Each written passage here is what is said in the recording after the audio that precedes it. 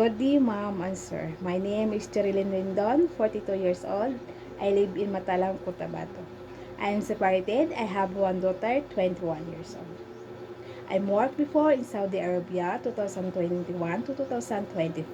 I serving 7 members of the family. Couple, children ages is 11 months, 6 years old, 10, 12, and 13 years old. Taking care of the children, most especially the 11 months baby. Give the formula milk after feeding, barfing, bath, change the diaper, sterilize the baby bottle, and check the body temperature, and prepare the healthy food and snack for them. Do all household chores like cleaning, washing, ironing, cooking, and marketing. The second is in Iraq, 2014 to 2018.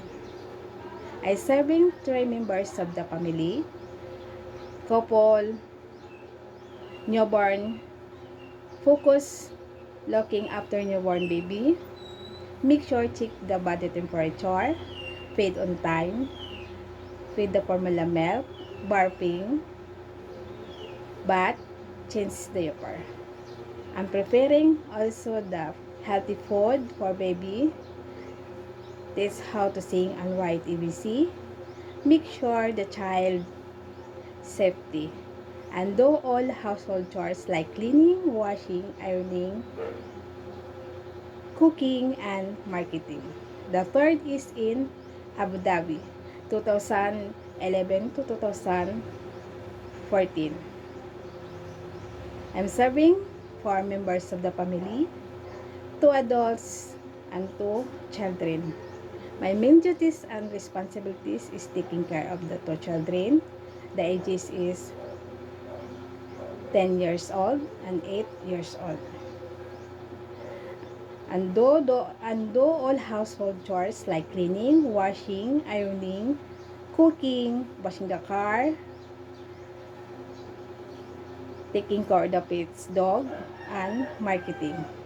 Mom and Sir, hope you select me as your nanny and housekeeper.